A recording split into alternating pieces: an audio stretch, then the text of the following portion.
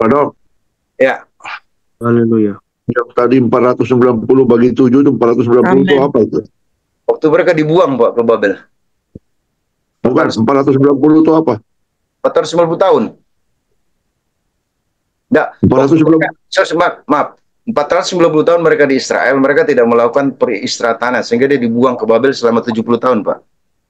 Maksudnya peristiwa tanah itu Shemitah itu ya? Ya, karena dia tidak lakukan, makanya dia dibuang, supaya tanah itu biasa istirahat. Oh, Jadi mereka dibuang 70 tahun. bayar balik 70 tahun. Karena Ya. 490 tahun tak pernah dibuat. Ya, betul begitu. Waduh. Luar biasa ya, rupanya ada artinya 70 tahun itu. Bukan sembarang-sembarang rupanya. 70 murid juga, Pak. Kalau soal angka nanti jagonya Pak Robi, teman-teman. Silakan belajar, itu luar biasa. Dia diberi pemahaman tentang hal itu di Pak Robi ya. Oke, silakan teman-teman. Itu saya Silakan. juga Mas. Saya ke belakang sebentar dulu. Silakan teman-teman nanti ngobrol-ngobrol dengan Pak Robi. Saya ke belakang sebentar ya. Pak Mitchell ada record Zoom-nya ya. Ada. Nanti ada. saya minta Pak, karena ini hari ini saya keputus sampai waduh ngeri, terputus terus dari tadi Pak. Nggak apa-apa, tak kira nanti Pak. Siap, terima kasih Pak. Sampai ngobrol dulu sebentar, sampai saya ke belakang dulu ya. Ya, baik, silakan. Shalom Pak Robi. Oh, shalom Bu Rina. Wow. Berarti hari ini nggak ada tanya jawab lagi. Minggu depan. Ada waktu, masih ada waktu Bu. Silahkan kalau mau bertanya dengan Pak Mitchell. Enggak. Iya. Ya, enggak apa-apa. Silahkan nanti Bu Rina tanya. Saya kasih waktu. Ada enggak waktu, atau mungkin minggu depan mungkin Pak Robi sekalian.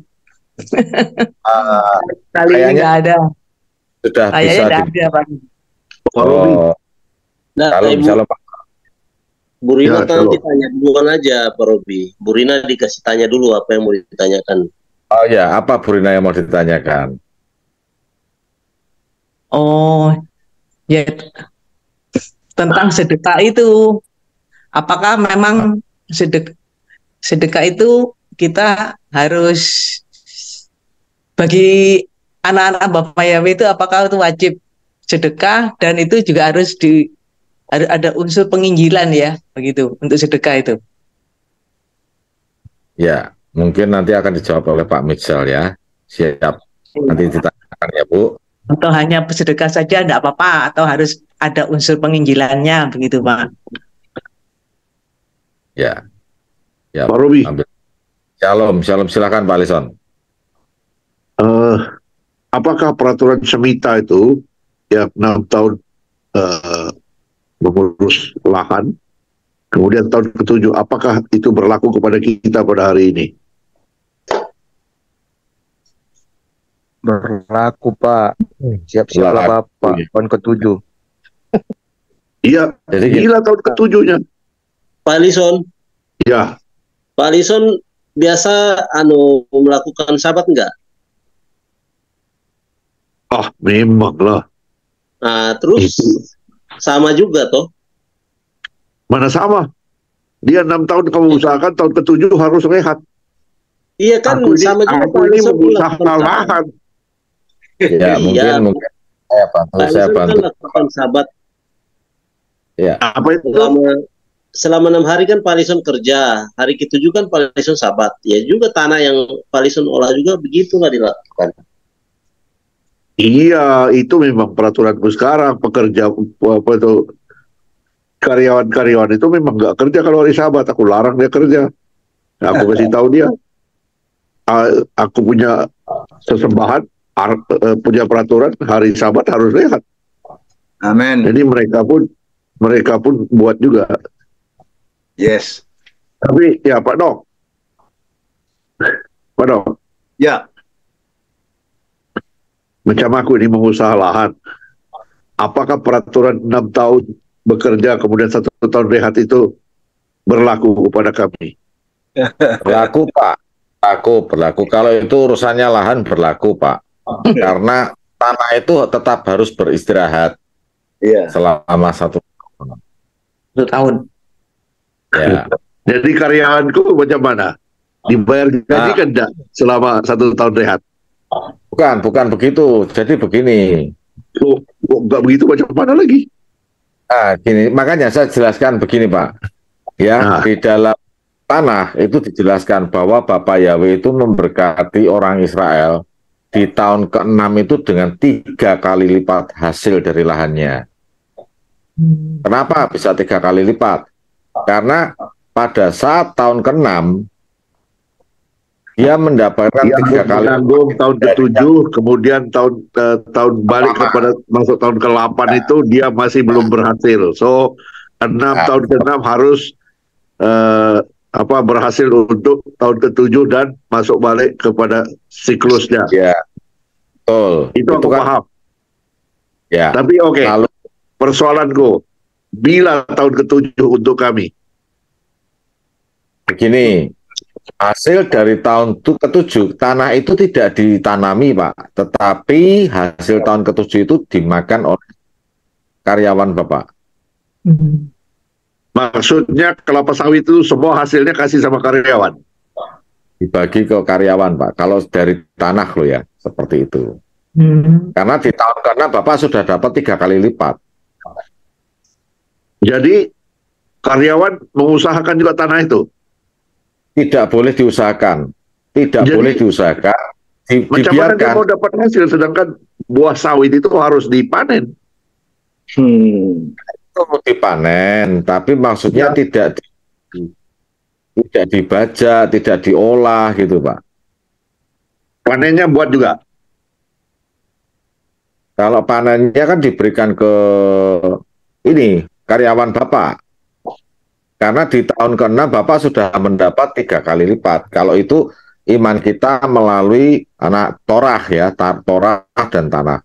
Ya. Oke, soalan seterusnya, bila tahun ke-6, kapan? Kapannya Pak? Ya. Kapannya mengikuti perhitungan tahun di Israel Pak. Jadi begini Pak ya. Ya, jadi ada 2 pemahaman. Yang pertama, lahan itu diusahakan 6 tahun dan tahun ke-7 tidak ditanami. Ya, kata-katanya kan tidak ditanami. Betul ya? Tidak diusahakan.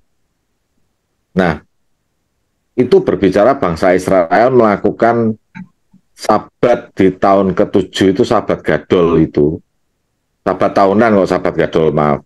Sabat tahunan itu dia tidak mengusahakan tanah dan hasil yang dari tahun ke-7 itu dibagikan ke karyawan mereka, ke budak-budak mereka gitu Pak. Nah, pemahaman yang kedua Pak, setelah Yesua lahir dan mati untuk menebus kita, itu tidak perlu dilakukan lagi gitu loh. Ada 2 pemahaman. Nah, kok begitu nggak perlu dilakukan lagi? Artinya sudah melawan perintah. Bukan melawan perintah Pak. Melihat dari situasi kondisinya juga Pak. Ya. Mungkin Pak bisa jelaskan Pak. Ya, saya kira begitu. Ya betul Pak Robi. Jadi setelah Yesua itu dia tidak melakukan itu lagi. Jadi nanti kita mengambil persentasinya nanti. Pak Walisa saya kira begitu persentasinya, nanti kita lihat nanti persentase itu keluar. Artinya nggak wajib sudah tahun ke-7 itu. Ya untuk melakukan itu seperti setepat itu tentu tidak bisa lagi ya, karena kita memulai hitung tahunnya kapan. Nah itu soalanku tadi, kapan? Nah, karena kita tidak tahu memulai menghitungnya kapan, maka persentasenya yang keluar. Nanti kita lihat di persentasenya Pak. Tapi jadi, kalau kita ikut ajaran Rabbi Jonathan Cahn, dia orang bisa pastikan itu kapan.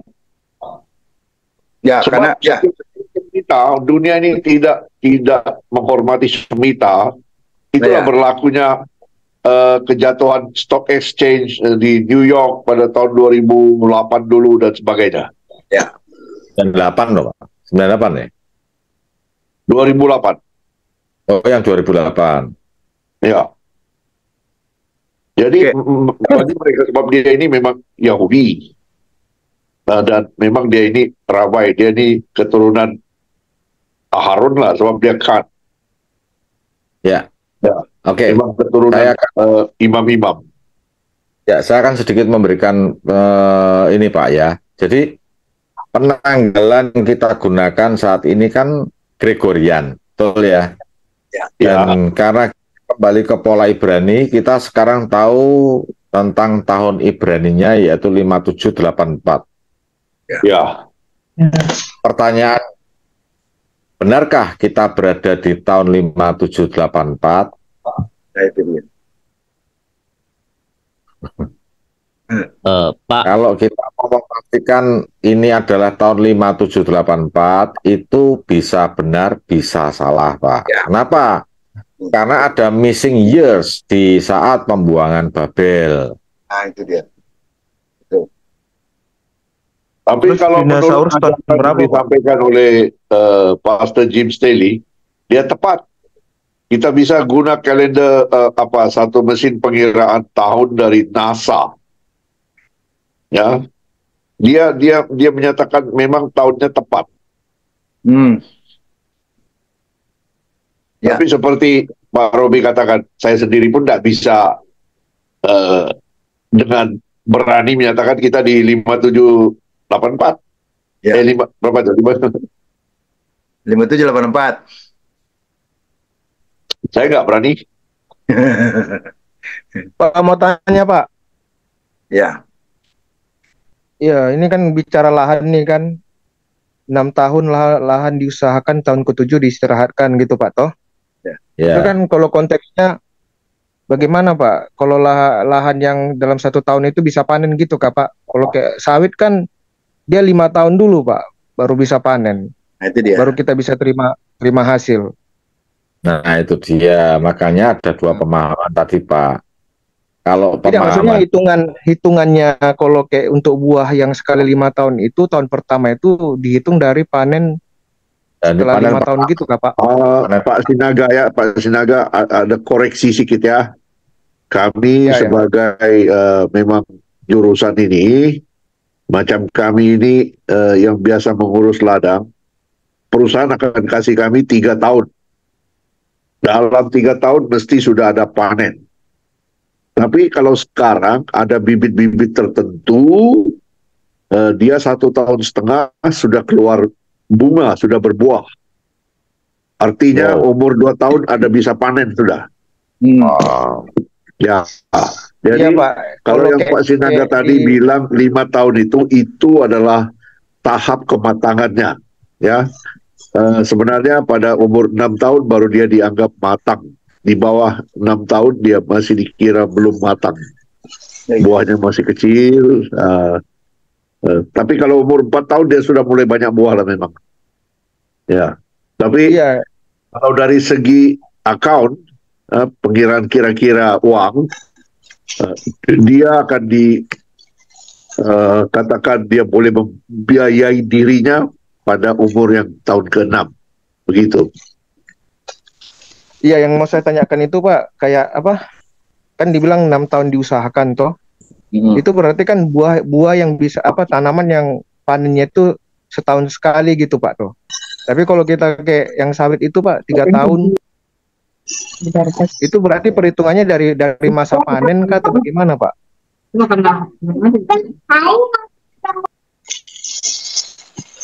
Ya. silakan Pak Sira, Pak Pensel. Ya, jadi memang begini ya. Karena berbagai siapa ini? Karena berbagai tadi permasalahan itu kan. Kapan dimulai tahun pertama, tahun kedua, terus kapan mulainya perhitungan tahun pertama, tahun kedua kan kita tidak tahu. Bisa ya, bisa tidak, karena baca pendapat. Itu sebabnya mengapa kita mengambilnya nanti persentasenya saja. sistem pembagian itu secara umum. Karena kalau kita mau ambil, karena ini kan bersifat umum, nah kalau kita mengambil umum untuk para karyawan kan susah. Misalnya kalau kita bekerja, masa kita mau istirahat 1 tahun, kalau dipecat lah kita. Nah makanya ya tuh, nggak kerja setahun dipecat kita. Kalau kita para pekerja di pemerintahan. Nah makanya nanti waktu saya mendapat ayat ini dihitung persentasenya, justru saya lebih tepat kalau kita menghitung persentasenya, persentase dari hasil. Nah nanti dia keluar, dari situ perhitungan itu muncul. Karena Saya Pak Victor, Pak Andre udah 1 tahun Pak tidak mengusahakan lahan. Karena tadi kan perhitungan tahun ke-7 itu kapan mulainya? Tahun pertama kamu kan beberapa pendapat muncul kan, seperti Pak Robi bilang tadi, bisa ya, bisa tidak. Nah itu kan, itu. Sedangkan waktu kita mulai menanam juga, kapan mulai kita mulai menanam? Di tahun pertama, tahun kedua. Sekarang kan tidak ada perhitungan begitu. Makanya nanti akan muncul sistem pembagiannya itu nanti. Makanya disebutnya mekukai itu kan, portion. Jadi dia menekankan sistem pembagian itu. Jadi kalau kita mau mempraktikkan itu, bagaimana Pak? Persentasenya saja Pak. Boleh aja kalau memang sebenarnya nggak masalah kalau memang mau. Itu ketaatan lah bisa. Jadi dari kita sendiri yang tetapkan bila tahun ke-7-nya, begitu? Ya, pada intinya gini Pak ya. Kan kalau lebih mudahnya ngikutin tahun semitahnya Ibrani itu lebih mudah. Ya. Lebih mudahnya begitu. Karena apa? Karena begini Pak. Kejadian tahun 98 itu juga salah satunya efek dari semitah Pak. Iya, benar. Ya. Karena itu efek semitah, kalau kita mengikuti semitah, aman nggak kita ini? Pasti aman, Pak. Betul. Pasti aman. Nah, ya, yang sederhana seperti itu aja, Pak. Simpel aja. Ya, bercakap tentang semita-semita, kemudian tahun jubili. Selepas 7 kali semita adalah tahun jubili, yaitu melepaskan hutang-hutang dan sebagainya. Melepaskan kalau ada yang memberi tanahnya untuk dicagar harus dikembalikan kepada yang punya atau pemiliknya. Nah itu. Jadi kalau orang yang mengusahakan bank itu, macam mana hutang-hutang orang itu tahun ke-50. Itu dia. Makanya Bapak Yahweh tidak mengendaki kita berhutang, Pak. Ya, benar. Ya. Benar. Jadi saya melihatnya gini ya. Jadi karena rumitnya menghitung-hitung itu, makanya kita nanti melihatnya persentasenya itu yang diajarkan Tanak ya. Karena memulainya hitungannya untuk kapan kita tidak tahu. Nah itu persoalannya itu. Apa kita buat orang-orang yang di luar bangsa Israel tentunya. Ini kapan mulai? Padahal kita kan menanam itu setiap saat saya kita menanam kan bisa. Apalagi tanam padi dan jujur aku katakan Pak ya, sebab aku ini dari dulu ada mengusahakan lahan-lahan sendiri. Aku memang bergumul tentang semita ini. Bila tahun ke-7 dan apa yang kita lakukan pada masa itu. Sebab kalau diikut perintahnya itu tidak boleh, karyawan pun tidak boleh bekerja. Tanah harus direhat. Nggak bisa dilakukan apa-apa. Kamu 1 tahun, ya libur. Tapi ya Pak Roy katakan tadi, pada tahun ke-6 memang hasilnya akan jadi luar biasa. Sebab dia harus menampung tahun ke-7 yang sememangnya nggak berhasil. Kemudian masuk kembali ke siklusnya tahun pertama. Memang tahun pertama itu belum ada hasil sebab dia harus diolahkan lagi, dikerjakan, dipupuk dan sebagainya. Nah, tunggu 1 tahun lagi baru masuk tahun kedua, ujung tahun pertama baru berhasil. Jadi yang hasil tahun ke-6 dia harus bisa menampung tahun ke-6, tahun ke-7 dan kembali kepada siklus tahun pertama. Begitu. Itu bisa dipaham, Pak. Cuma yang kita ini ada karyawan. Seperti Pak Dok katakan tadi, kalau kamu nggak turun kerja 1 tahun, apakah majikanmu senang? Tapi bagi kita ya, boleh. Aku sangat setuju tadi apabila Pak Robi bilang, ya, biarlah karyawan itu yang melakukan panennya untuk mereka. Ya, hasilnya mereka ambil lah. Bagi aku itu aku bisa terima lah. Cuman memang nggak ada dikasih popok, nggak ada dikasih bersih, nggak diracun rumputnya dan sebagainya. Dibiarin aja. Ya, ya, memang itu yang ada di tanah begitu, Pak. Jadi seperti kalau pada saat kita panen saja, kita panen tuh ada yang rontok itu ya, mungkin ada yang lepas-lepas rontok. Itu aja kita nggak boleh ambil loh. Ya. Biar diambil oleh orang yang membutuhkan, fakir miskin, anak terlantar seperti itu, janda-janda. Itu seperti kisah Naomi, ya, Naomi ya Pak ya, Naomi atau siapa itu? Naomi ya, Bos, benar ya. bos. Ruth. Naomi sama Ruth ya. Ya. Ya, Naomi dan Ruth. Nah, itu seperti itu. Oke, Ya, Pak Robi. mereka kembali ke Israel oleh karena mereka nggak ada tempat apa itu, nggak ada lahan sendiri. Ruth yang pergi mungut sisa-sisa panen di lahannya Boas. siapa itu? Boas. Bos, ya. Pak Ya. Robi, Ya, ya Pak Andreas. mungkin saya sedikit menanggapi apa tadi pertanyaan Bu Rina ya. Oh iya. Ya, Bu Rina, kalau tadi kan ada kewajiban sedekah atau tidak ya. Justru dalam hadis itu sedekah itu adalah kewajiban agama, Bu. Sedekah itu menjadi satu kewajiban di dalam agama Nasrani yang selama ini kita tidak tahu kan. Ya. Dulu saya pernah soal sedekah, ya saya dapat pengajian dari Pak Dokter. Ya awal-awal itu saya bilang dengan teman saya yang Kristen, ya dalam kitab suci yang sebenarnya tidak ada kata diakonia. Dalam perjanjian lama, saya bilang seperti itu, adanya ada sedekah. Loh kok kayak orang sebelah, ya kan? Dan justru orang sebelah yang mereka mencuri dari Torah, ya kan? Mengambil dari Torah sebagian, kan seperti itu. Jadi sedekah itulah kewajiban agama. Terus kalau setelah saya belajar, tahu saya kalau sedekah itu dari huruf dasarnya sade, dalet, kaf, dan he. Kalau sade itu kita berlari, ya kan, berjalan dan cepat ya. Dalet itu kita menuju pintu, kaf itu telapak tangan membawa buah tangan, he itu untuk kehidupan. Jadi ketika kita sedekah itu sama saja dengan kita membawa buah tangan menuju pintu seseorang yang berhak menerima sedekah untuk melanjutkan kehidupan orang itu.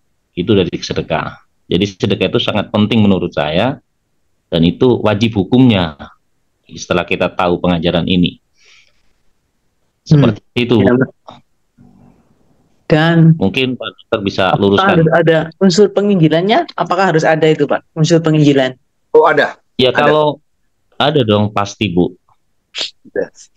Kalau Tapi- hanya sedekah kan seperti dari agama seberang ya.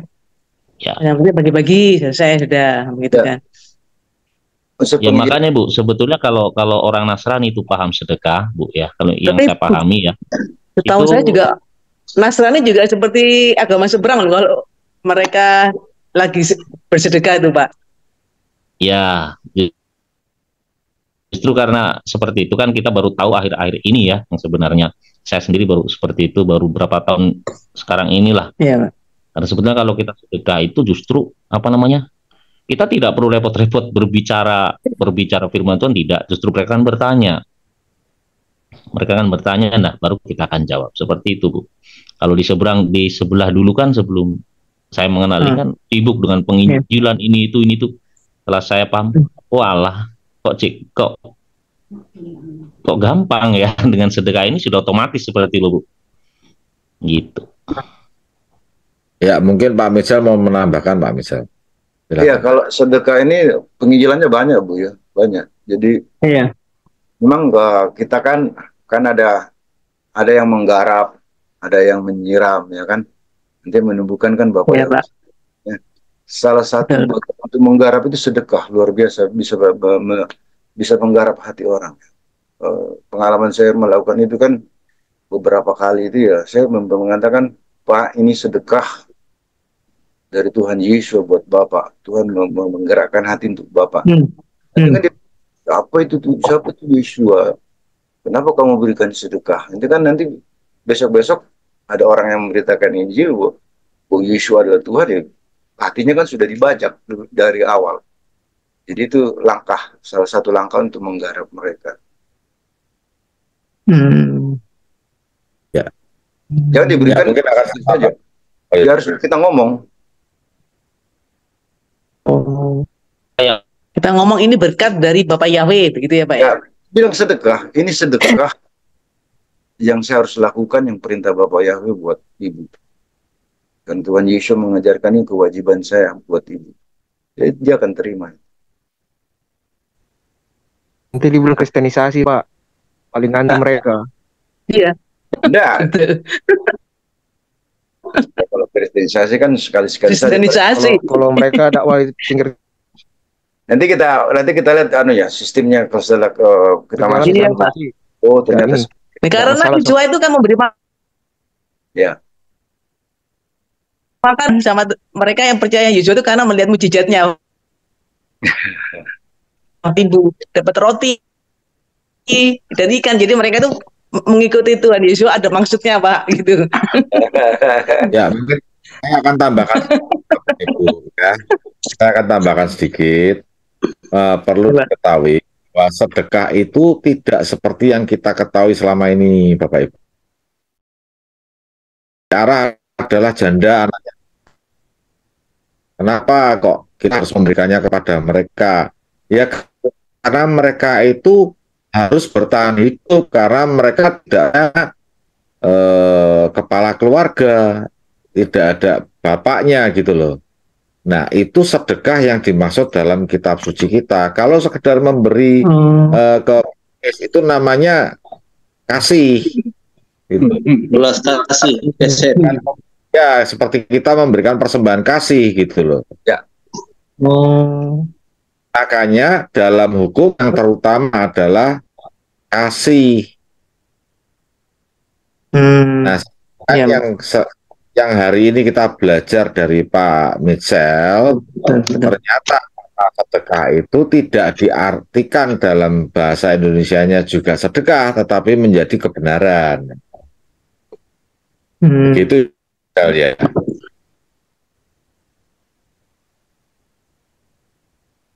Jadi sedekah itu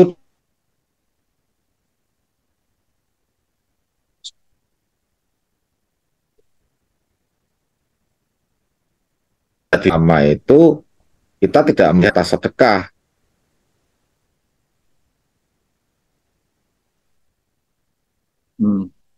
Ya.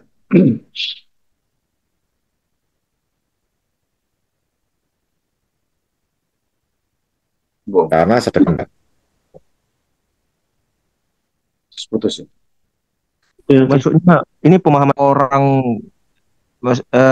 yang di luar, yang tidak seiman sama kita itu bukan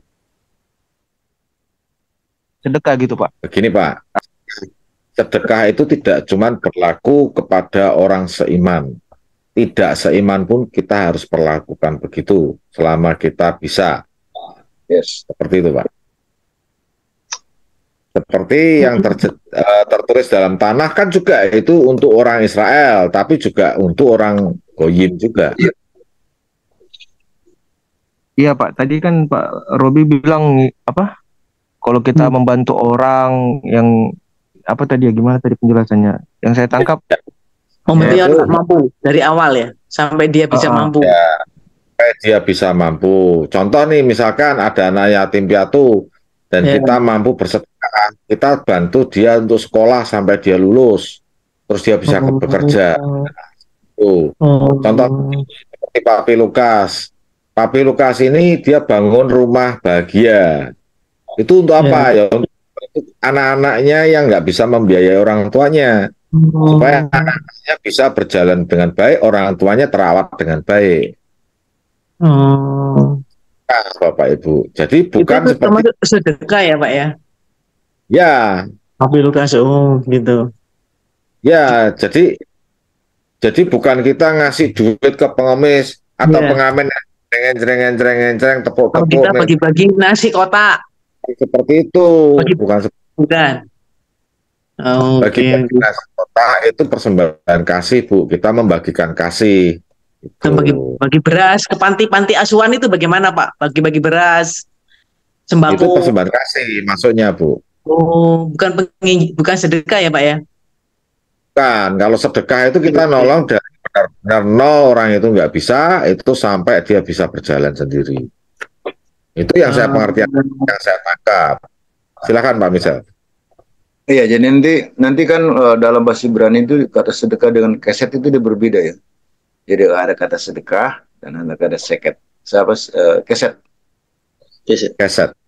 Keset. Jadi itu dia dua hal yang berbeda. Nanti ada ayatnya di Amsal itu, Amsal 21 ayat 21 kalau tidak salah itu. Di situ ada kata sedekah dan kata keset. Sedekah dengan emet juga berbeda. Tapi emet dua-duanya diterjemahkan kebenaran. Nah itu masalahnya di situ. Seharusnya sedekah tidak usah diterjemahkan lagi. Kalau emet ya kebenaran. Tapi kalau keset juga ada. Keset itu belas kasih. Nah itu dia. Jadi sedangkan kata diakonia itu tidak membicarakan itu. Nah kalau sedekah itu kan berbicara portion, sistem pembagian. Nah nanti di situ kita lihat per bulannya dibaginya seperti apa. Berarti sedekah ini tanggung jawab yang besar Pak ya. Istilahnya kan kita peran kita jadi penopang di situ. Betul. Iya. Sampai dia bisa mandiri begitu Pak. Iya. Cuman kadang gini ya Pak, kita mesti berhikmat juga. Kenapa? Ternyata di dunia sekarang ini banyak orang pintar yang menipu kita dengan cara supaya kita bersedekah, dia pura-pura nggak mampu, jadi kita jadi mesin ATM-nya gitu loh. Nah itu yang bahaya.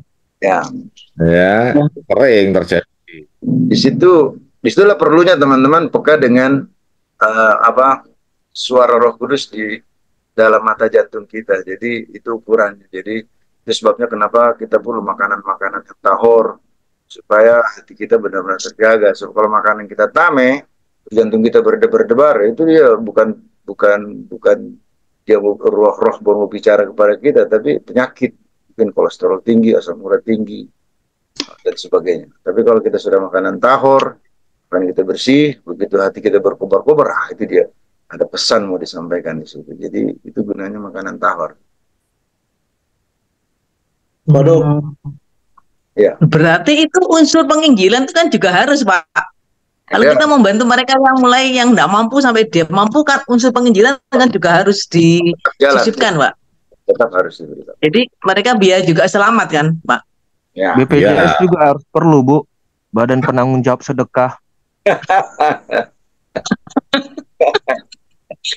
Loh, itu penting sekali itu kalau harus ada unsur penginjilannya. Kalau enggak ya buat kan seperti agama seberang kita. Tetap semua masa saya harus buat kotak amal di sini saya tulisin nomor rekening. Enggak lah. Bisa Pak. Syukur-syukur bisa buat gereja Pak. Tempat ibadah tuh. Gitu ya? Oh tidak. Gini ya Pak. Saya tidak akan pernah cantumkan nomor rekening di sini. Serius. Karena Bapak Yahweh kaya raya. Amin. Saya percaya Bapak tidak butuh belas kasihan orang untuk membangun kehilat. Dan ternyata mantap. Ya. Kan tetangga kita kan begitu, Pak. Oh, ya biarlah terbangun.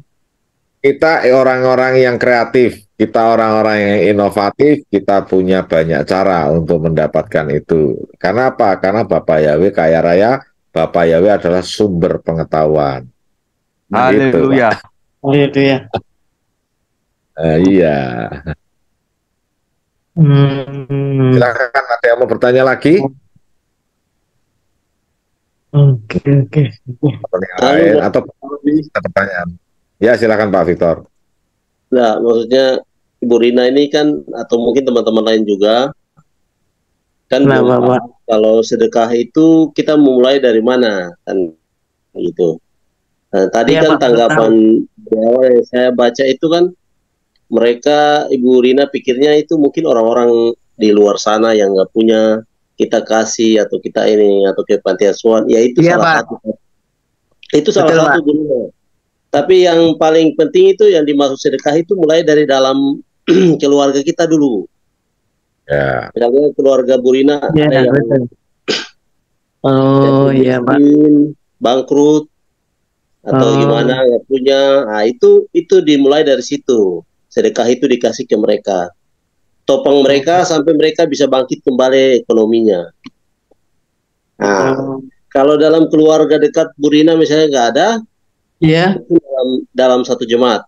Ada jemaat kita di situ yang kekurangan atau bangkrut atau seperti apa begitu atau sakit, kita sedekah ke mereka. Kalau dalam jemaat kita tidak ada, lalu kita ke orang asing, orang luar yang tidak kita kenal, dan itu tuh akan digerakkan oleh Roh Kudus, Roh Bapa Yahweh.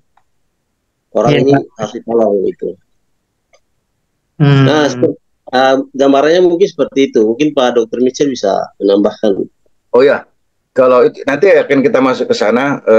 Ada ayatnya itu ya, apabila saudara jatuh miskin, maka dia harus dianggap sebagai orang asing dan itu wajib kita bantu. Imamat berapa Pak Andri itu ya? Gimana? Bisa. Sebentar. Bentar saya lihat dulu ya. Imamat berapa itu? Pak Andri masih ada?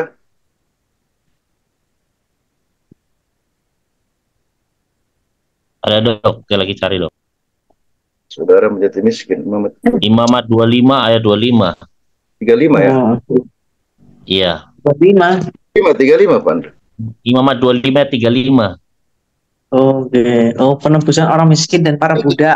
Kalau yang lebih tepat 35. Apabila saudaramu jatuh miskin sehingga tidak sanggup bertahan di antaramu, maka engkau harus menyokong dia sebagai orang asing dan pendatang supaya ia dapat hidup di antaramu. Ya. Jadi nanti itu siapa itu orang asing gitu kan? Orang asing itu pertama saudara. Kalau di sini saudara kandung di sini kalau bahasa Ibrani saudara kandung yang jatuh miskin. Nah, apa itu kita miskin? Nanti kita belajar ya. Kita miskin itu contohnya itu adalah seorang janda itu di Markus pasal 13 ya, 12 atau 13. 13 ya. Yang dia masukkan 2 peser 1 duit. Nah, berapa itu 2 peser 1 duit?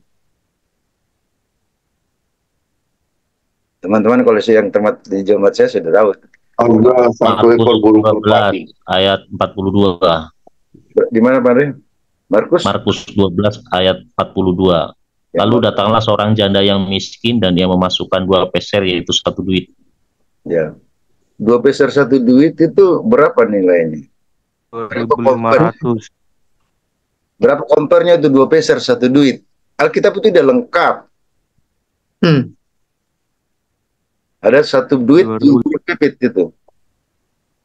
Di mana itu? Kompernya itu.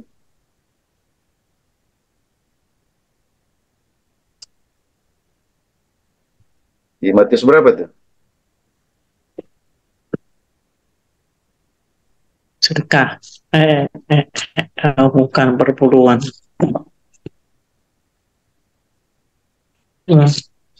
Matius 10 ayat 29, Pak. Oh, silakan Pak Sinaga baca. Bukankah burung pipit dijual 2 ekor seduit? Namun seekor pun daripadanya tidak akan jatuh ke bumi di luar kehendak Bapamu. Ya, jadi di situ dikatakan tadi di Markus itu dua peser 1 duit. Sedangkan di Matius tadi 2 burung pipit seduit. Artinya 2 peser sama dengan 2 burung pipit sama dengan seduit. Nah, sekarang harga burung pipit berapa? 1 ekor. Ada yang tahu? 2.500. Murah banget. Nah, memang segitu harganya itu. Coba ibu tanya di pasar. Kalau di Jogja coba nanti Pak Robi cek ulang lagi di pasar burung Pak, yang burung pipit itu ada yang diwarnai. Ini tidak. Soal harga yang tahu hanya jemaat yang diajarkan Pak Mitchell. Jemaat yang lain nggak tahu harga burung. Di pasar burung dulu di Jogja itu Pak, kalau yang tidak berwarna itu Rp2.000 1 biji. Tapi kalau yang berwarna 2.500. Berarti dia kalau di antara 4.000 sampai 5.000, katakan tertinggi 5.000. Di 5.000 per hari, kali 30 berarti 100.000. Nah, 150.000 ke bawah itu yang harus diberikan sedekah penghasilannya.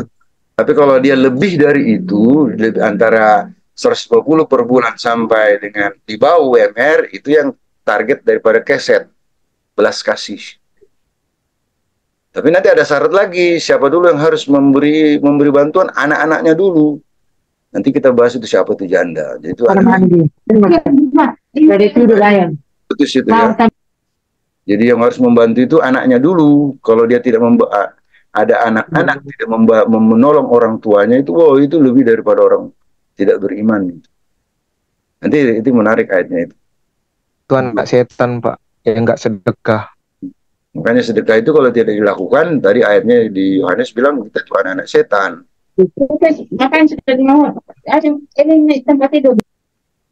Itu suara apa itu? Suara dari mana? Ini sudah mulai ayat itu ya, sudah kita paham. Jadi memang jadi Bu Rina bisa ada gambaran. Mana itu agak susah, makanya kita lihat nanti perhitungan secara persentase. Itu nanti dia muncul persentasenya, sehingga nanti ada persentase dalam perpuluhan itu berapa sih untuk sedekah, ya, berapa yang untuk pelayanan imam itu ada di situ diatur. Nah itu yang tidak dilaksanakan. Tapi nanti kalau teman-teman kita lihat hitungannya itu dia muncul di sebelah itu ada namanya nanti. Ada zakat apa gitu namanya di sebelah itu muncul jumlah itu. Nah kalau kita tanya dari mana itu, dia tidak tahu. Dari itu rupanya dulu sudah dipraktekkan orang-orang di sekitar sana dulu lakukan itu, yaitu ditiru. Muncullah itu jumlah itu nanti di tempat lain. Ya, Pak Misal, bagi saya, bila kita memberi persepuluhan itu sedekah sudah terkandung di dalam situ. Betul. Karena kalau menurut ajarannya Pak Dok, 7,5% adalah milik imam. 2,5% imam itu harus memberi kepada janda-janda, yatim piatu, orang-orang miskin. Jadi katakanlah persepuluhan kita 1 juta rupiah, kita serahkan saja kepada imam. Tugas imam lah yang nanti akan membagi itu. Jadi apa yang di rumutan orang-orang orang-orang Ibrani yang betul-betul dalam bahasa Yunani, mereka katakan janda-janda di pihak mereka tidak menerima bagian yang harus diberikan. Jadi itulah yang apa Pak Dok katakan tadi, para rasul pun hampir gagal menjalankan tugasan ini. Jadi bagi saya setelah mengikuti pelayanan yang dilakukan oleh Pak Dok ini kurang lebih 2 tahun sudah ini ya, apa yang diajari itu kita beberapa persepuluhan kita serah saja. Nah, nanti Pak Dok lah yang akan mengatur dia semua bagi pihak kita. Asal kita serahkan persepuluhan, arti katanya sedekah itu sudah terkandung dalam situ. Kita nggak perlu khawatir apa-apa lagi. Ya, terima kasih. Ya, itu nanti berikutnya nanti kita akan bahas itu. Jadi ada nanti dilakukan secara sendiri-sendiri. Nanti makanya nanti kalau belajar tabel perpuluhan itu di situ muncul kapan harus dilakukan, kalau tidak nanti kan ada petunjuknya itu. Jadi dalam sistem petunjuk tanak itu paling lambat 3 hari itu kita sudah harus menyisihkan, tidak boleh lebih dari itu. Nah pada saat disisihkan itu kita nanti mengumpulkannya pada hari Sabat. Nah jadi kalau ada misalnya nih kita terima berkat pada hari Senin, ya paling lambat itu Senin, Selasa, Rabu sudah dibagi itu. Atau pada saat diterima lebih bagus lagi. Nah, pada saat ada orang sebelum hari Sabat, ternyata ada orang yang perlu diberikan yang 2,5% itu, dan di situ Bapak yang menggerakkan, kita memberikan. Nah, itu juga cara melatih suara Bapak yang suara Roh Kudus di mata jantung kita. Jadi itu nanti kesempatan sampai Sabat dia tidak ada, ya itu dimasukkan semua tentu di tempat ibadah, tapi nanti ada tempatnya khusus di sana diberikan, dipisahkan, memang sudah ada. Jadi nanti di situ bisa dipisahkan. Nanti di penjelasan berikutnya ada itu, sistem pembagiannya. Jadi itulah sistem pembagian tidak jalan ya. Makanya disebut kata qab, ada portion. proporsional dalam apa? Dalam hal persembahan persepuluhan itu tidak jalan. Ya, akibatnya tidak jalan itu tadi yang janda seorang nabi itu terlantar karena mereka ambil semua. Makanya Yesus bilang kamu menelan rumah janda-janda, kan dia ambil semua. Gitu. Jadi pada tingkat seperti itu memang ngeri kalau kita melakukan. Maka nanti kalau kita lihat sudah pada kesimpulan nanti kita muncul. Kalau tidak melakukan sedekah itu adalah menyembelih orang asing, membunuh anak yatim, memperkosa, terus apa lagi itu, menipu yang menelan rumah janda-janda. Nah posisi begitu bagaimana mungkin kita mau diangkat? Tangan itu kita kan berlumuran darah. Itu semuanya itu di urutan pertama. Kalau kita sudah lakukan baru bagian-bagian yang lain lagi. Makanya itu sangat penting itu diajarkan supaya kita paham. Supaya kalau tangan kita berlumuran darah, saya kira sedekah kita bisa diangkat. Karena posisi itu tadi, seperti itu. Kan jelas di 1 Yohanes 3:10 tadi kan, kalau tidak melakukan sedekah itu kita anak setan. Bukan anak Elohim. Kita bagaimana anak setan mau diangkat? Itu pengetahuan baru lagi tuh Pak. Saya baru tahu itu. Iya. Anak setan mau diangkat bagaimana? Tidak melakukan sedekah itu anak setan loh. 1 Yohanes 3:10. Tapi kan yang penting kita kan tidak cinta mamon, Pak. Nanti Pak. Bukan berarti kita kan tidak memberi sedekah itu kita tidak cinta mamon. Benar. Benar. Selalu ada celah pembenaran ya Ibu ya. Mantap. Benar Bu, cinta mamon itu. Maka disebut orang kikir kan. Dalam Amsal orang kikir. Orang kikir itu ya yang enggak diangkat Pak, kalau orang kikir Pak. Enggak repikir Pak, kikir Pak. Karena kami ada bahas yang melalui daerah sahabat yang lalu ya. Kalau tidak melakukan sedekah itu dihitung dimasukkan orang kikir. Iya Pak. Nah orang kikir di dalam wahyu kan tidak bisa masuk dalam. Orang kikir tidak masuk dalam kerajaan. Ya, kita akan memberikan sedikit tambahan ya Bapak Ibu, bahwa kita mesti tahu sekali, saya tuh seringkali menyampaikan ini tentang 3 pilar keselamatan Bapak Ibu. Ya. Ini yang perlu kita ketahui. 3 pilar keselamatan, yang pertama adalah percaya Bapa Yahweh, Beshem Yeshua Mashiach Ruach Kodesh. Ya. Kita selamat, tapi memang tidak sama dengan orang yang di levelnya lebih tinggi. Contoh, pada saat Yeshua disalib, itu ada 2 penjahat, ya, 2 penjahat. Yang satu mengolok-olok Yeshua, yang satu berkata, Yeshua, ingatlah engkau akan aku saat engkau kembali ke Firdaus. Lalu apa jawab Yeshua? Aku berkata padamu hari ini juga, engkau akan bersama-sama aku dengan aku di Firdaus. Artinya hanya dengan percaya kita selamat Bapak Ibu ya. Ya. Perlu tahu ini dulu. Yang kedua, dibaptis di dalam nama Bapa Yahweh, Beshem Yeshua Mashiach Ruach Kodesh. Artinya, setelah percaya kita harus dibaptis karena ini meterai kepemilikan. Ya. Ya. Dan yang seringkali dalam kekristenan itu yang keliru adalah kita sudah dibaptis dalam Roh Kudus, tetapi ada suatu masa dia bisa berbahasa lidah. Kalau orang tidak berbahasa lidah terus dikatakan, oh kamu berarti belum dibaptis dalam roh kamu. Nah ini salah Bapak Ibu. Kenapa? Karena pada saat kita ditenggelamkan, kita dibaptis, itu kita dibaptis di dalam 3 nama, yaitu Bapa Yahweh, yang kedua Yeshua, yang ketiga Ruach HaKodesh. Artinya kita sudah dibaptis belum? Sudah kan? Nah, jadi selama ini kita salah mengerti. Yang ketiga, nah ini yang luas Bapak Ibu, bertumbuh dan berbuah. Yes. Bertumbuh itu berbicara pertumbuhan iman. Jadi kita bukan seperti bayi terus ya, yang makan bubur, makan lunak-lunak terus.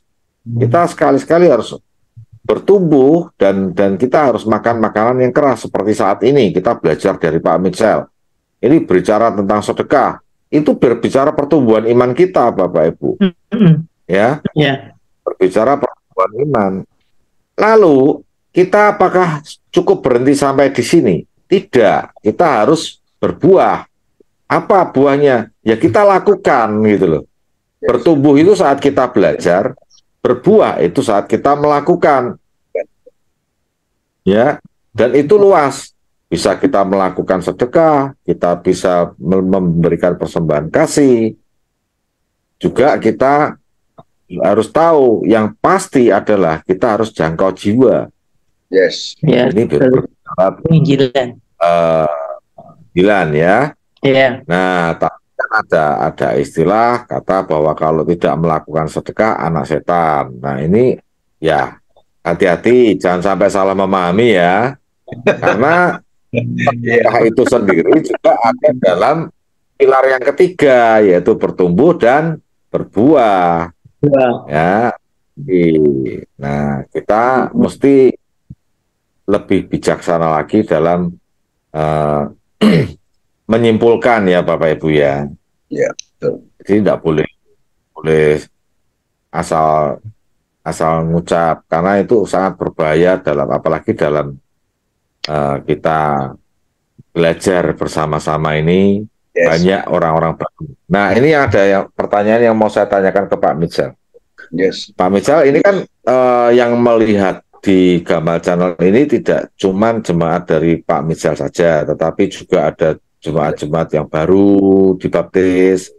Kemudian ada juga yang subscriber Gamal setia juga setiap malam menanti-nantikan Gamal Live. Ini yang mungkin perlu diperbaiki adalah mungkin untuk penjelasan istilah-istilah bahasa Ibrani, Pak Mitchell. Seperti mitzvot itu apa artinya. Nah, mungkin nanti Pak Mitchell untuk yang minggu depan bisa berikan satu slide untuk kata-kata seperti ini. Kadang kita bingung, Pak. Ya, jadi untuk yang belum pernah dengar atau belum pernah tahu bisa mengerti gitu, Pak. Oke. Ya. Ya.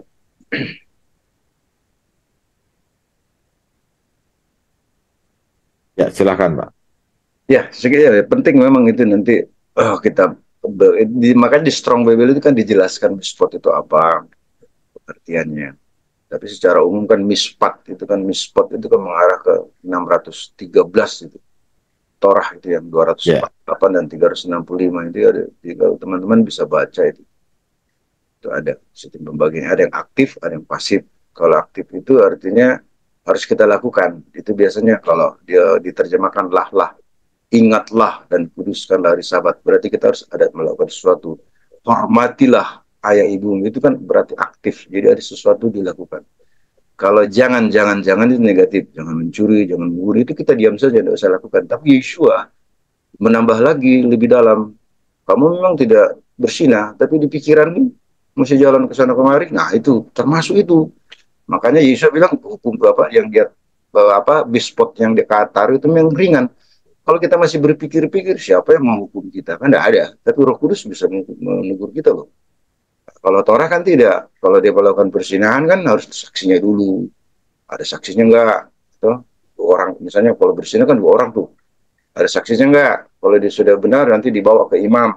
Nanti kalau masuk dalam bait suci berdoa, oh dia benar hukuman mati. Oke, dia keluar dari bait suci, dia harus hukuman mati. Tadi mana saksinya? Saksinya dulu melempari batu baru diikuti yang lain-lain. Tapi pada kasus Yesua dibawakan orang bersinah pagi-pagi itu tidak ada laki-lakinya.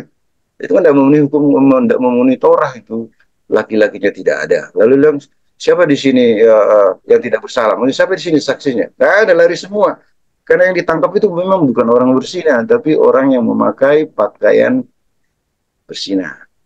Dan itu kan pakaian bersinah kan ada tuh yang memakai itu. Yang sampai Yehuda dan Tamar tuh. Dia tidak tahu kalau itu anak mantunya itu. Karena dia pikir pelacur. Jadi pelacur ada pakaian khusus pada orang Yahudi dulu. Ada pakaian khusus untuk pelacur, ada. Jadi dia diangkat. Makanya di situ itu dia menguji nih, Yesus mau diuji waktu dibawakan perempuan tahun dan Yesus tentang Torah. Tapi Yesus kan guru Torah, masa nggak tahu? Ya, jadi itu gitu. Mispot gitu ya. Nah, yang menarik adalah waktu perempuan yang perdarahan, asal aku pegang sit, aku akan sembuh. Berarti dia melakukan Torah baru mendekati Yesus, baru dapat kesembuhan yang luar biasa. Itu. Sit itu kan 613 itu kan, so, pegang yang dipakai Yeshua. Aku akan sembuh. Artinya memang itu satu bagian apa tidak terpisahkan Torah itu dengan iman. Ya. Harus bersama-sama. Ya. Saya kira yang begitu baru. Nanti kita jelaskan kata itu di pertemuan ke depan. New spot itu apa? Ya. Ya, memang karena banyak yang baru Pak, jadi supaya kita bisa sama-sama belajar. Ya, Makanya luar biasa. doa itu kan kita pegang sit itu kan kita hanya bisa karena adanya Yeshua macam. Makanya berkat tali itu harus ada nama Yeshua kalau buat kita. Kalau orang-orang percaya Yeshua, karena itu penghargaan kita kepada dia. Karena darahnya lagi aku bisa memakai ini, melakukan Torah. Kalau bukan dia gitu, kita bangsa-bangsa tidak bisa apa-apa. Okay. Ya, luar biasa. Pak Dokter, Pak Robi, tadi saya nambahin dikatakan Pak, yang disampaikan Pak Alfred di Sinaga tadi ya, kan dia tadi tanda anak-anak Elohim dan anak-anak setan ya. Itu kan ada di 1 Yohanes pasal 3 ayat 10 Pak. Ya kan. Makanya Pak Sinaga bisa bilang seperti itu karena ada dasarnya. Inilah tanda-tandanya anak-anak Elohim dan anak-anak iblis. Setiap orang yang tidak berbuat kebenaran tidak berasal dari Elohim. Demikian juga barang siapa yang tidak mengasihi saudaranya. Itu supaya nanti jangan dikira kata anak setan itu hanya kalimat asal, tidak, tapi karena itu tertulis. Jadi orang tidak melakukan sedekah dan tidak melakukan kebenaran itu ya ayatnya memang seperti itu. Oh, betul. Maksudnya begini. Maksudnya saya tidak berbicara untuk Pak Sinaga, bukan, tapi untuk pemirsa. Jadi memang ayat firman Tuhannya itu ada. Jadi jangan sampai salah memahami, ya. Tadi kan saya berkata jangan sampai salah memahami. Bukan saya menunjuk ke Pak Sinaga, maaf. Tidak, Pak Robi. Tadi kan saya perhatikan materinya Pak Dokter ada di situ. Makanya kan. Betul. Jadi sebenarnya saya mau menanggapi Pak. Pertemuan kali ini kan banyak memberi pemahaman baru sih, terutama soal sedekah Pak. Ya dari penjelasan Pak Robi juga saya baru begitu ternyata sedekah. Terus kalau kayak kita tolong kawan apa ternyata belas kasih. Nah itu sih. Nah cuman ada satu juga itu ayat saya baru tahu bahwasanya apa banyaknya anak-anak setan ini sekarang Pak yang tidak mencari tahu kebenaran itu. Jadi itu sih maksudnya kita bersyukur lah kita sudah melepaskan diri kita yang dahulu yang kita tidak tahu kita telah jadi anak setan dan menemukan kebenaran itu yang dimana kebenaran itu adalah pemahaman tentang sedekah. Nah itu sih yang jadi luar biasa sih Pak setiap pertemuan kita ini gitu. Makanya tadi saya kan karena materi Pak Dokter tadi itu ada anak Elohim anak setan, maka saya bilang yang nggak sedekah anak setan. Nah dari materi itu Pak, bukan saya nggak butuh juga backupnya Pak Andre, saya nggak butuh karena saya udah baca. Pak Andre, Pak Andre saya akan klarifikasi ya. Baik, saya akan klarifikasi. Baik ya, oke. Saya mau tanya ya. Kenapa saya mau katakan ini dulu ya? Kenapa saya katakan jangan salah memahami? Ya. Karena pertama, ayat itu ada di Brit Kadasah. Perjanjian baru. Sebenarnya kitab suci kita itu tidak pernah ada yang namanya perjanjian lama, perjanjian baru, tidak pernah ada. Ya, betul. Yang kedua, kitab suci kita tidak pernah ada judul. Coba bayangin dalam satu pasal Alkitab kita lihat ada sampai beberapa judul, ya. Tidak pernah ada dalam kitab aslinya, tidak pernah ada. Ya. Septuaginta pun tidak pernah ada. Ya, betul. Yang ketiga, tidak pernah ada pasal dan ayat. Ya. Yang keempat, tidak pernah ada huruf besar, huruf kecil. Yes. Ya, setuju ya, 4 ini sudah setuju ya. Ya. Lalu yang terjadi adalah keyakinan kita terdahulu, kita percaya dengan Septuaginta. Nah, Septuaginta ini bukan salinan ya Bapak Ibu. Tapi selama ini kita kalau mengucapkan apa? Oh, itu salinan kitab aslinya. Gitu ya. Artinya bisa dipercaya 100%. Oh, tidak. Kalau saya bilang itu terjemahan. Betul, terjemahan. Kalau kita bicara menyalin, itu tepat tidak berubah bahasanya. Ya, kalau kita dulu sekolah ini, waktu kelas 5 SD misalnya, ibu guru ngomong, anak-anak ambil buku IPS, salin halaman 15, apakah kita akan rubah bahasanya menjadi bahasa Inggris? Kan tidak. Kalau menyalin, itu hurufnya, katanya, kalimatnya, tanda bacanya harus sama. Itu menyalin. Ya. Tapi kalau sudah berubah bahasa, itu namanya diterjemahkan. Sedangkan kita tahu bahwa penerjemahan itu tidak bisa selalu tepat. Contoh, dalam bahasa Jawa itu ada bahasa Jawa yang mengatakan demikian.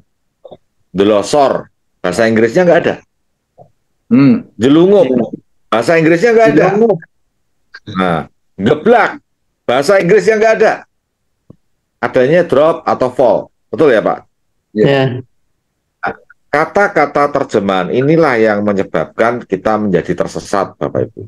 Betul. Kenapa saya katakan begitu? Dari bahasa Ibrani aslinya diterjemahkan ke bahasa Yunani tidak bisa tepat 100%. Artinya ada apa? Ada selisih, ada gap, ya. Kemudian dari bahasa Yunani diterjemahkan ke bahasa Jerman, ada gap lagi. Dari bahasa Jerman ke bahasa Indonesia, ada gap lagi. Pertanyaannya, gapnya semakin jauh atau masih tetap? Jelas semakin jauh. Kalau semakin jauh berarti sudah melenceng. Nah, itulah makanya kita mesti hati-hati. Kalau saya lebih senang begini, kalau misalkan ada sesuatu yang membuat itu janggal, lebih baik kembalikan dulu ke tanah, kembalikan ke Ibrani. Ada enggak faktor pendukungnya? Yes. Kalau ada, seperti tadi Pak Mitchell sampaikan, itu ada data pendukungnya. Cuman yang untuk sedekah, pertanyaannya yang tadi untuk anak setan, anak Elohim, ada Pak? Yang di perjanjian lama atau tanah. Kita kayaknya tadi enggak melihat ya. Ada nggak Pak? Nah, kita kembalikan ke tanah dulu. Yes. Jadi, yang saya maksudkan adalah supaya pemirsa itu memang tadi ada pembahasan tentang anak Elohim, anak setan. Nah, saya kembalikan ke pemirsa itu supaya pemirsa tidak salah memahami apa yang dikatakan oleh Pak Mitchell ataupun Pak Sinaga. Ya. Jadi bukan saya mengcounter, tidak Pak Sinaga, bukan. Jadi ini untuk supaya pemirsa jangan sampai salah memahami. Yes. Ada memang ayatnya ada, itu memang ada di situ. Saya juga melihat itu bahkan dari minggu lalu ya Pak Mitchell. Ya. Dari minggu lalu sudah Pak Mitchell bahas itu, ya, tentang anak setan, anak Elohim itu. Jadi mungkin itu Pak Mitchell yang bisa saya tambahkan klarifikasinya supaya kita bisa mengerti, sama-sama belajar lebih lagi untuk mengerti daftar Elohim. Ini luar biasa ya Bapak Ibu, pengajaran Pak Mitchell ini sebenarnya saya butuh ngolah itu. Setiap kali Pak Mitchell menyampaikan, saya ngolahnya sampai 5 menit. Kayaknya lemot saya. Ya. Saya senang lihat teman-teman di sini luar biasa. Wah, hebat-hebat, malahan sudah. Saya jujur aja sudah ketinggalan Pak Mitchell. Saya belum bisa baca huruf Ibrani secara lancar seperti Pak Victor, Pak Sinaga, itu jauh lebih lancar ketimbang saya. Serius. Lancar dari mana Pak? Ya itu kan yang ngajarin Pak Mitchell, ya toh. Lah saya itu malah baru pinternya cuma sampai huruf tet. Yang lancar itu di antara kami cuma orang Kanaan itu Pak, itu Pak Kanaan itu. Itu Pak Kana. Luar biasa. Pak Andreas. Wow. Oke, silakan. Saya kira, oh ya, ini sudah jam 10 malam Pak Mitchell. Sudah 3 jam kita. 12 ya. Tidak terasa teman-teman. Ya. Asik ya pembicaranya ya. Nah, saya undang Bapak Ibu untuk minggu depan bisa hadir. Ya, karena mungkin ya hari ini cuma berapa orang ini, tapi karena apa ya, minggu kemarin tidak ada tanya jawab, jadi mungkin biarin dulu deh, besok aja mungkin mau tanyanya minggu depan. Maaf Pak Dok, saya ini melihat apa backgroundnya Bapak yang ada pelangi, takut nanti salah kaprah sama kaum pelangi kan, dipikir yang dokter itu nanti yang kaum pelangi Pak, karena ini manusia udah pada sesat semua Pak, mereka menyalahartikan nanti simbol pelangi ada di belakang Bapak, berarti kita orang terpilih dipikir mereka Pak. Iya, ya Pak, ya makanya gitu, hati-hati. Makanya kita harus selalu ingatkan ke pemirsa supaya kita mesti hati-hati kalau dalam menyimpulkan gitu. Aneh-aneh pokoknya ya Pak Misal ya. Oke deh.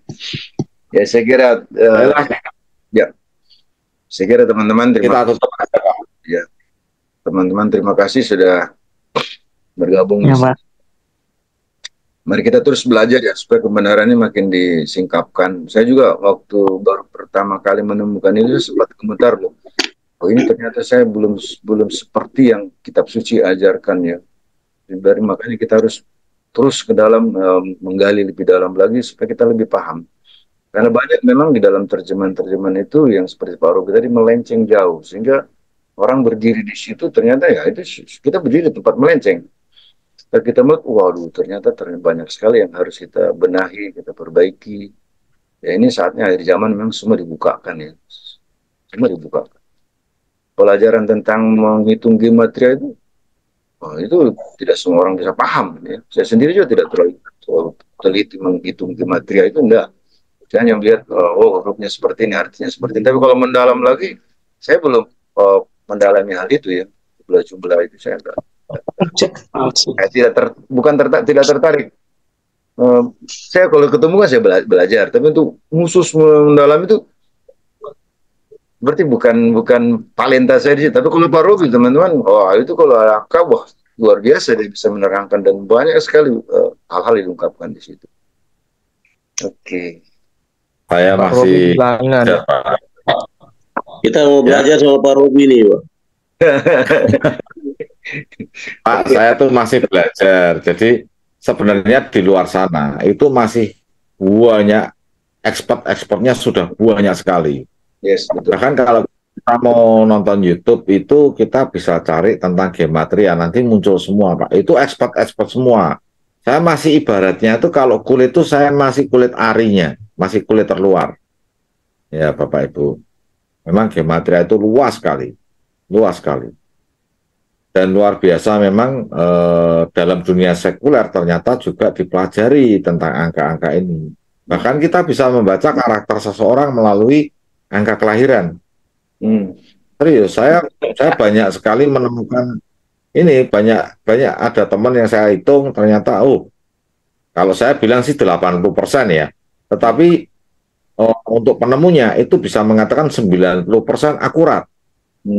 Karena kalau expertnya memang dia sudah bisa membaca sampai macam-macam Pak, sampai bahkan kematian orang aja dia bisa hitung.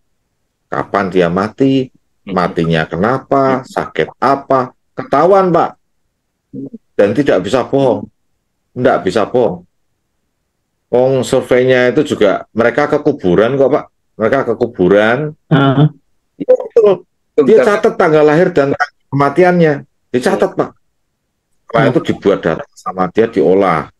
Nah, yang lebih luar biasa lagi apa? Mereka ke rumah sakit Pak. Mereka ke rumah sakit, mereka tanya. Kalau ada yang mati ditanya tanggal lahirnya berapa, tanggal matinya berapa, sakitnya apa. Itu ketahuan Pak. Jam berapa? Ketahuan semua, pada luar biasa. Ya, jadi di luar sana banyak yang sudah ahli Pak. Saya masih belajar. Ya. Jadi mungkin teman-teman jangan berharap terlalu banyak terhadap saya karena saya juga masih belajar. Ya, baiklah, terima kasih Pak Kecil Sarangnya, luar biasa pengajarannya. Bu Rina terima kasih, Bu Mauli, Pak Andes, sama-sama Pak. Kasih. Aga, Bu Mam Hermin, Bu Ayu, Bu, ini Bu Subarti atau Pak Subarti ya? Ibu. Pak Victor, Ya. terima kasih. Terima kasih Pak Fani, terima kasih. Pak Gembala, terima kasih. Pak Alison, luar biasa, responnya bagus sekali, terima kasih. Untuk Mayesti, Yemima, Namboru, Ibu Adasah, luar biasa, terima kasih banyak. Nah, kita akan tutup dalam doa, biar dipimpin oleh Pak Michel. Terima kasih.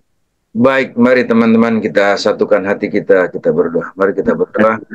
Bapak Yahweh, terima kasih buat malam ini. Kau sungguh baik bagi kami.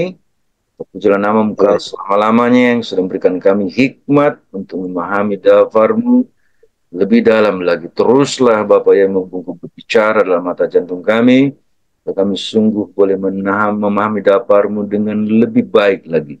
Sehingga kami melakukannya dengan tepat seperti yang Engkau pesankan semula. Terpujilah namamu kekal selama-lamanya, berkati kami semua, baik yang ada di Zoom maupun yang ada di YouTube. Biarlah Kau tetap memberkati kami semua dalam setiap aspek kehidupan kami.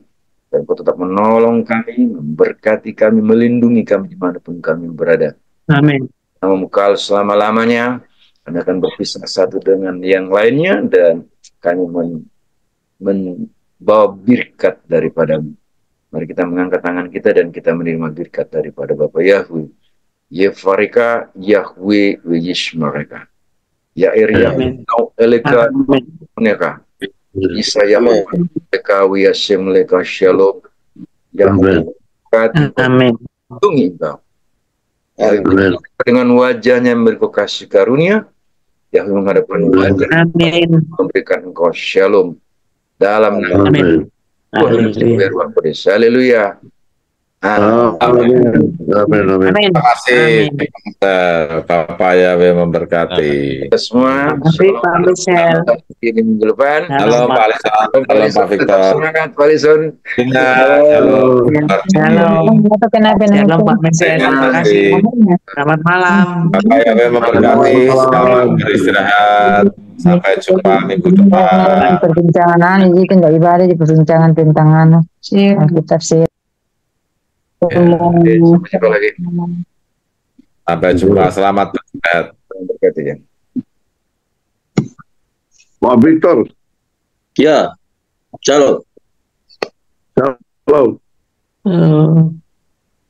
Bu Rina, Bu Thomas. Iya, shalom Pak. Shalom Pak.